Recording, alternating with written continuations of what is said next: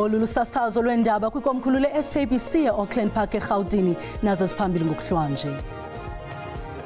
PAC strongly condemns the USA attempt to interfere in the South African affairs by proposing the expulsion of our ambassador. Amaqela ezopolitiko Elias Gxiba kanobomi senzo semelika sokugxotha unozakuzaku weli kwelalizwe ngelithi olu luhlaselwe kuzimeleni geqe koMzantsi Afrika kwanokuxhuphuleka kwemelika kwimigaqo-nkqubo yeli. Ebebezama ukumsiza bemdonsa ngentambo ivele yaqashuka kuze kube manje asimtholi. Imvula ezigalele kule veki zisube imiphefumulo eThekwini. It's Radimir. It's an in-swinger. Oh, kept inside and then bundled into the... Kwezemidlalo iMagesi bethi Golden Arrows ngenxa kwelinye eqandeni esishego ePulukwane.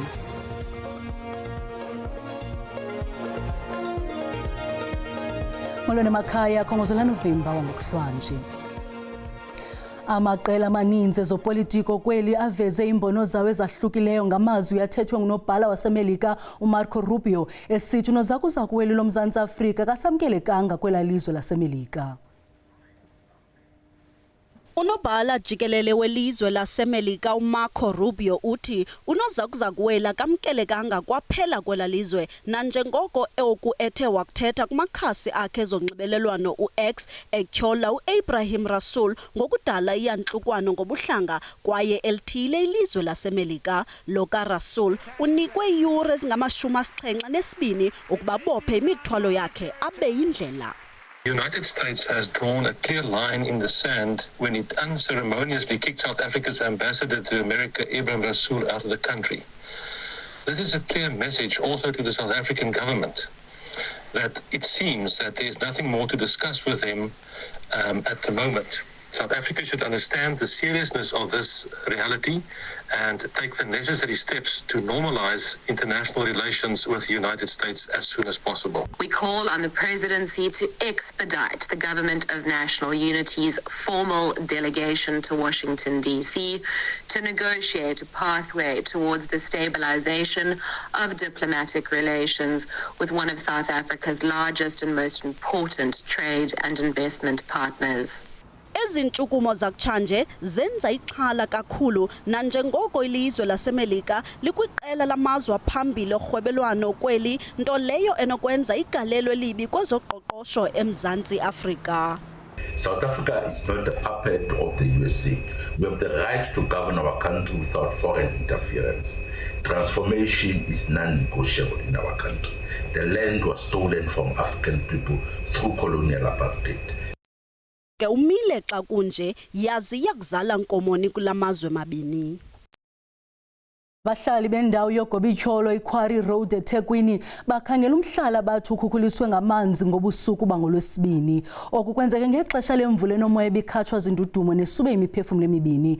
Owasetyhini neminyaka engama-54 usutywe kukufa ePinetown emva kokukhukhuliseka kwemoto yakhe ebhulorhweni. Ukanti eViki Miti kumasipala umlalazi intwazana neminyaka 10 iye yabethwa ngumbane yasweleka. Lezakhiwo ezikuQuarry Road eThekwini zakhelwe eduze komfula uPalmont River. Izimvula ezinamandla esezinethe cishe izinsuku ezimbili sezidala umonakalo omkhulu. Lo mphakathi uthi udukelwe nguCharles Zindela oneminyaka engu-42 ubudala esikhathi egungulwa ngamanzi elele ngolwesine ebusuku. Ebebezama ukumsiza bemdonsa ngentambo ivele yaqashuka kuze kube manje asimtholi. Angazi ukuthi ngizothini ngoba sizamile nokufonela amaphoyisa kuze kube manje awukho umzamo owenzakalayo nje akatholakali. Uhulumeni usenxusa imiphakathi esengozini njengalona ukuthi ithuthele ezindaweni eziphakeme njengoba isimo sezulu siqhubeka nokungabi sihle. Kodwa ke lezakhamizi zithi azazi zizoshonaphi. Okuyinkinga kakhulu ke esinako ukuthi indawo iyona into esasikade sicela sifuna kakhulu. Cabanga ukuthi even abantu ababekhona before mina ngibe la isifiso esikhulu ababefisa ukuthi babe nayo indawo esafe la khona umuntu azokwazi ukuthi akhe abe nendawo yokuthi ahlale and akwazi ukuthi akhulise umndeni wakhe. Kunamanjalo iziphathimandla zixwayisa imiphakathi kuba ziqikelele njengoba isixwayiso sezulu siveza ukuthi izingxenye eziningi zesifundazwe zizoqhubeka nokubhekana nezimvula ezinamandla. Ezindabeni ze-SABC nginguNonjabulo Mtungu Makamu eThekwini.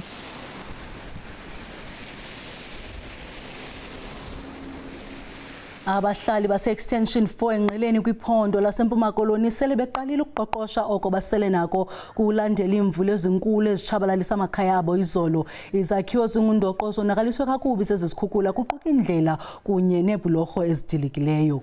Ingxelo epheleleyo iyalandela. Abahlali abanqungupheleyo bamaxhaphethu becoca izindlu zabo emva kokukhukuliseka kwazo. Abahlali bathi wonke lo monakalo ubangelwa yimibhobho ehambisa amanzi engekho mgangathweni. Apha ngaphakathi endlini kungene amanzi. Kudala ke engena ever since 2021 lamanzi. Xa kunetha apha kukhona i-drainage ekhoyo apha ngasendleleni apha kwi-main road apho bekusuppose bakwenziwa i-storm water drainage. Amanzi angena endlini but mabe kwi-drains. I-drains ne? I-drains ke okwazi amanzi ukumuva angangeni ezindlini zethu. Abo bahlali bakhathazekileyo bakwathi kudala beyibika le ngxaki kwabasemagunyeni kodwa ngunomdi ukuyilungisa. Apha sinengxaki yezindlu apha e-Extension 4 izindlu zothi I think zange sifumane i-foundation. Xa kunetha singenelwa ngamanzi ezindlini, abantwana balala phezu kwamanzi, ne-furniture yethu iyonakala. Xa kunetha sihlala sexhaleni. Indlela nebhlorho nazo zonakele ngokumandla. Ibhlorho yasenqeleni edibanisa ilali ezingqongileyo idilikile. Ngxaki ibhlorho yasenqeleni. Ibhanti neguda zinandlela. Thina imoto zethu ziyamoshakala kama njengangoku eyami yonyana wami imoshakele njengangoku. Ukanti ziwe phansi inzame zokufumana impendulo kumasipala waseNyandeni ngalomba. Kwindaba ze-SABC ndingufundiswa Mhlekude enqeleni. I-SACP ayigungqi kwelithi iza kubugcina ubume bayo njengeqela lezopolitiko isiqatsela unyulo ngokuhambelana nezindululo zenkomfa zayo sangaphambili okukulandela isibhengezo sekomishoni ezimeleyo yezonyulo sokuguzula eliqela kumqulu wobhaliso ndawonye namanye amaqela ayi-191 angenantshukumo. I-IC ithi liphanzile eliqela ukubonakalisa ukuba lisekhona. I-SACP yazinyevulela ezizityholo ngelithi iqinisekisa qho i-IEC ngobukho bayo njengeqela. Ikomishoni ezimeleyo yonyulo ihlaba ikhwelo kumaqela ezopolitiko angaphuya kwekhulu ukuba enze izingeniso zokuba kutheni lento engenakuguzulwa kumqulu wamaqela abhalisiweyo. Le komishoni ithi ihambelana nomthetho ukuqinisekisa ukuba akukho kuphindwa kwelogo igama nemibala phakathi kwemibutho. Commission has now taken a decision to clean its database of over 600 parties in order to release color combination logos and names to parties that wish to register but cannot do so until the register is cleared. I-IEC ithi ibonisene namaqela kabeleyo kuma-600 kuquka i-SACP kodwa i-SACP ithi sele ilisabele elikhwelo yenza lento ifunwayo. The SACP made the submission a few days after receiving a notice from the IEC regarding its status as a registered political party. The submission by the SACP is in line with the resolutions of the party from its 15th National Congress held in July 2022. Amakomanisi athi aseza kuhlinza impuku nehlakani lawo ANC ngobudlelwane bawo nalomputho nangenjongo zawo zokuzigatsela unyulo njengomthuzimele. Ukusukela ngo-1994 eliqela kho belixhasa i-ANC kunyulo kodwa lifuna ukuzigayela inkxaso lizimele kwinkqubo ezizayo zonyulo. We will be holding a bilateral session with the ANC to address a number of strategic issues of mutual interest between the SACP and the ANC. Akukacacike na njengoko selugalelekile unyulo lomasipala ka-2026 ukuba aza kufumanana kusindina lamaqela asengele thungweni linye njengenhlala yenzeka okanye SACP izimele ngenqayelangeni. Umfelandawonye wabasebenzi COSATU ibibambe inkomfa yephondo lentshona koloni Kapa. Usihlalo wephondo Muhlatsi Tsubane akazange aphikiswe kulonyulo kwesisikhundla ngethuba enikezela ngentetho yakhe. uTsubane uthe akukho sikhokelo siphuma kwi-ANC kweliphondo. Wongeze ngelithi usemninzi umsebenzi ekufuneka wenziwe ukumanya abasebenzi. Make sithitsi evengleni.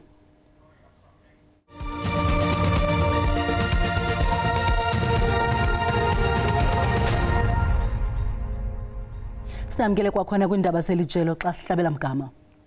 Usapho nabahlobo balichaze itshanhliziyo kwimiba yezesini nelingasekhoyo uPamela Mabini njengomuntu obesijula ijacu emsebenzini wakhe. Inkonzo yomncwabo kaMabini bibanjelwe kwi-Holy Feather Market eGqeberha eMpuma Koloni namhlanje. Elinenekazi liminyaka ngama-46 lidutyulwe lahlanziselwa ngaphandle kwekhaya lalo kwazakhele kule veki ephelileyo. Ebexhaphakile ukuzimasa ityala lotyholwa ngokudlwengula uTimothy Omothoso ngelixhasa amaxhoba.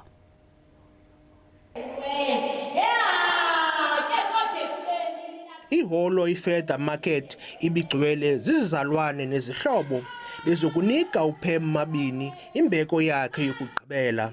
Izithethi zemchazo lokaMabini njengegorha ebelisebenzela uluntu kwiilokishi zaseGqeberha ebedume ngokulwa impathombi ngokwesini kunye nolwaphulo-mthetho. Usapho lakhe luthi luza kumkhumbula ngobubele bakhe. Silusapho sithi akhona amathuba anothi improve siqinisekise ukuba i-whistleblowers noko zikhuselekile. Izihlobo zakhe zona zithi ziza kumkhumbula ngemisebenzi yakhe kuquka nobubele ebenabo. Bethanda i-community yakhe, bethanda ulutsha, bethanda abantwana abancinci, besupport izikolo, berepresenta londo ebengumuntu ebemele abantu. Amatsha-ntliziyo alwa impathombi ngokwesini kule ngingqi yaseNelson Mandela athi usemninzi umsebenzi okufuneka urhulumente ewenzile ukukhusela iinkokheli ezifana noPam. Abantu abancedisana namapolisa urhulumente akabakhuseli ngokwaneleyo. Ubomi babo busebungciphekweni, abakwazi nokuripota. Umzekelo uyakwazi uba ngu-state witness but ube ungakhuselekanga urhulumente must protect, makabakhusele abantu abancedisana naye kwizinto zolwaphulo-mthetho. Uphinde wenza indima enkulu kutyala lomi waseNigeria uTimothy Omothoso ngelixa ebexoxa ityala lokudlwengula kuquka nokushishina ngabantu. uMabini uza kukhunjulwa ukuba litshantliziyo lokulwela iGBV lokulwa nolwaphulo-mthetho kwingingqi yakhe. Ushiya ngasemva umama wakhe nabantwana bakowabo. Ndikuzolani Moya weentaba ze-SABC ndiseGqeberha.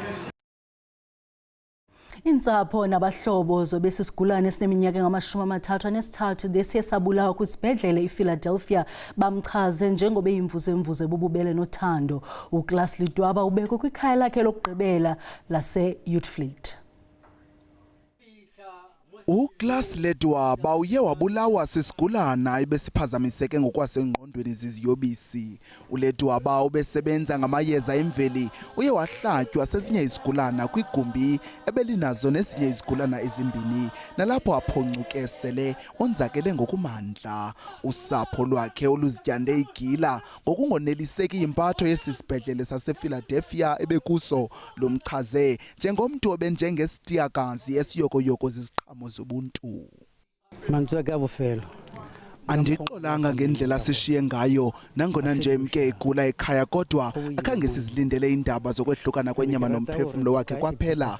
Asisazi sizekabani sokubhubha kwakhe kunjalo nje akangahoyakale nangokuhlolwa kwesisibhedlele.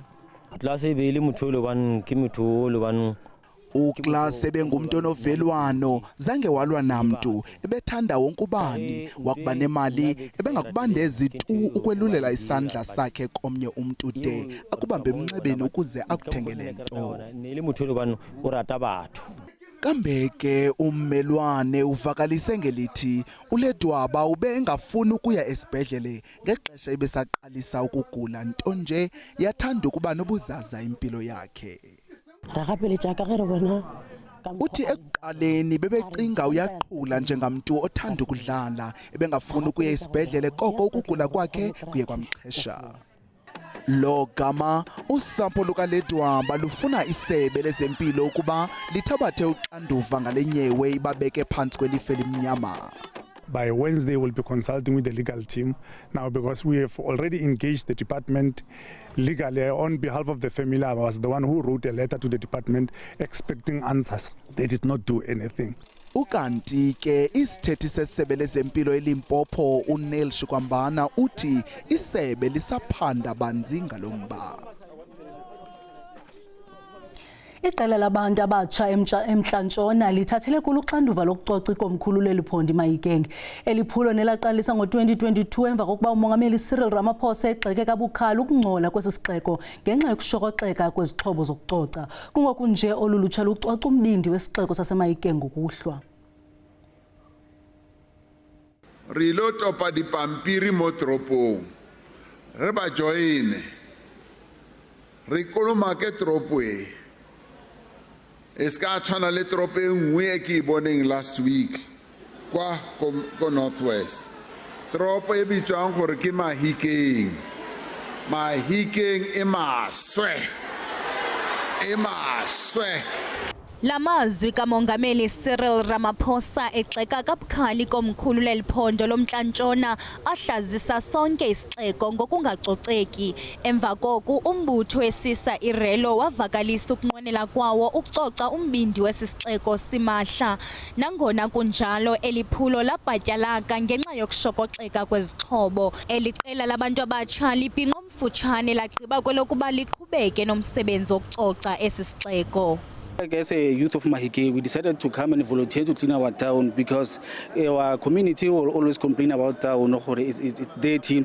Bonke ababantu batsha bali-16 ngamavolontiya ngenamisebenzi bathi bacele umasipala ukuba abancedise ngezixhobo zokucoca ukanti esi sicelo asikaphendulwa. Abahlali baseMahikeng balamkele ngezandla ezishushu eliphulo. I would say they are doing a very, very good job, and we applaud them for that. We're really hoping for the best and we see a lot of changes. Ukanti umasipala waseMahikeng uliqhwabele izandla eliphulo kodwa uthi ufuna ukwazi injongo zeliphulo ukuze kungabikho marhe esithembiso sengqesho. We really appreciate the effort. However, we would like to know who they are and what's the objective and why are they doing it, because we don't want to create a wrong impression that tomorrow we'll be creating an expectation of employment in the municipality. Kungoku nje lo mbutho ucele umasipala ukuba ongeze inani lemiqomo kumbindi wesisixeko.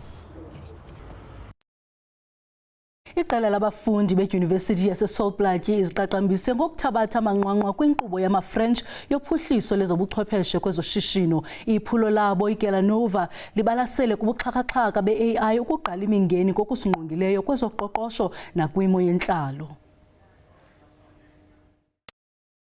Iziphumo zoguquguquko lwemozulu sele ziluchaphazela uluntu. Izikhukula kuquka nokunqongophala kokuna kwemvula ithuba elide kuthande ukuxhaphaka. Kananjalo ingxubakaxaka yenkunkuma kwihlabathi jikelele iqoqa urhulumente ngokumandla kwizicwangciso zenkqubela phambili nakwezezimali ngokuxabisa iziyunguma $1 trillion. Yiyo loo nto aba bafundi bedibanisa amathambo engqondo ukuqaqambisa uphuhliso ngokobuxhakaxhaka bale mihla i-artificial intelligence ngabula makhumsha ukuzamazamana nezisombululo zokuza nozinzo. What we have done is we've leveraged the power of AI by integrating it into the Canova platform.